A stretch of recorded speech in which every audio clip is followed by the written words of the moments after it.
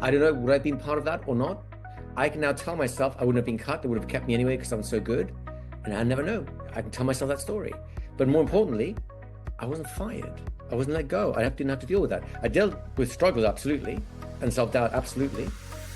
But I did it on my terms. And that is an infinitely easier thing to do when you decide to move on, rather when someone else decides you have to move on.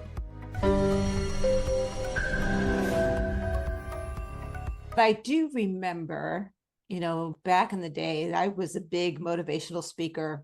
Mm-hmm. I was one of the groupies, and I actually worked for some of those people. Mm-hmm. And one of the very first things that they were doing, and they probably still do, is your money mindset. Yes. Put down a dollar amount that you should be making at the end of the year. Yeah. Oh, that's too small. That's too small. Right. And creating an atmosphere where the participant feels shame or guilt for not making more. Yes. And at the time that I was doing this stuff, I was doing quite well. Right. And yet I sat there wondering why I wasn't making $1 million a year. Mm. Right. Mm. And it took me, breaking away from being told what's right for me and exploring internally what's right for me and what aligned action is. Right. It took my own personal aha moment, shall we say. Of course. Right. How could it be any other way? Because the only person who knows your life is you, right? Right. It's like I have to wonder, because when I was at school, I went to the career counselor. Everyone had to go to the career counselor for him to make you a plan of how your life should be, what you should be going for in life, right? And I don't know about you, but I personally, the career they had mapped out for me has nothing, absolutely nothing to do with any interest, anything in my life. If I'd followed their advice, I'd be miserable, probably broke. It'd be a horrible life, right? And honestly, I've yet to find someone who has had an insightful career counselor nail exactly what path in life would be good for them. And I think the reason for it is this. At 18 or 17, I guess it was at the time, first of all, I have no life experiences really. So how do I know? I've not been in different industries. How do I know which one suits me? I haven't experienced a whole bunch of things. How do I know what to aim for, right? And it's ridiculous to ask an 18-year-old, 17-year-old, because you're choosing university at the 17s, right? To determine the outcome of their life before they've even started living it. My stepson is currently in university. He keeps asking, I'm going to think about changing the course to this and that and the other.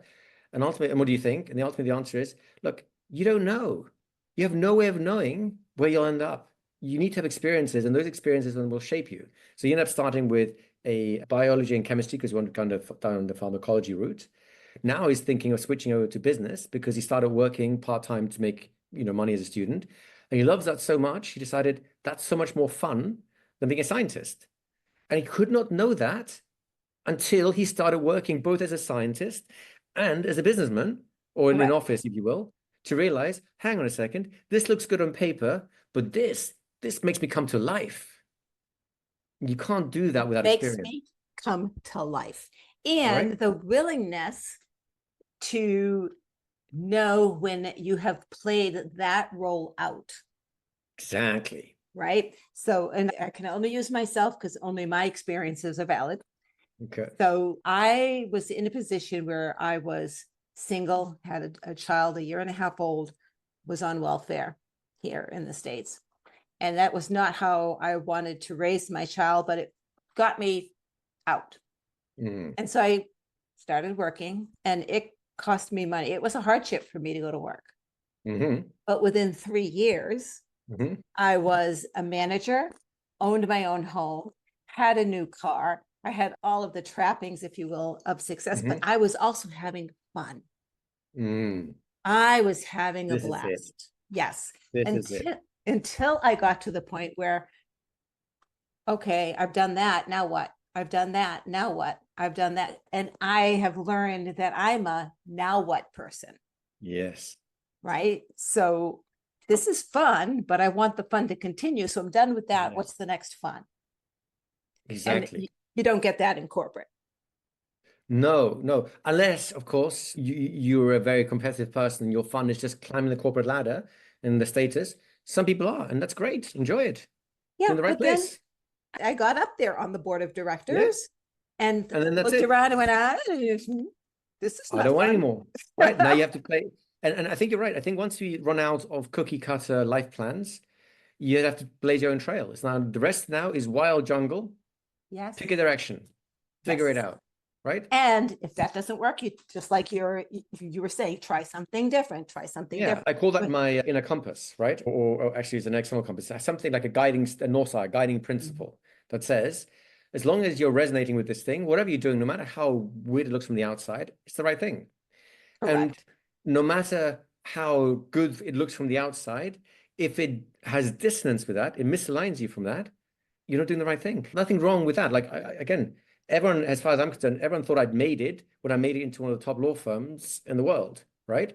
And I thought I'd made it. I honestly, I was really flattered to get into it. And again, the program was fantastic. And once the novelty and the excitement wore off, once the fact that some of the cases I'm working on actually end up in the newspapers, once that excitement has worn off, what's left? That's your real career. And then that career was not one that I wanted to pursue. It just wasn't fulfilling enough for me. I had to find something else, right? And But on so, paper, it was madness, sheer madness.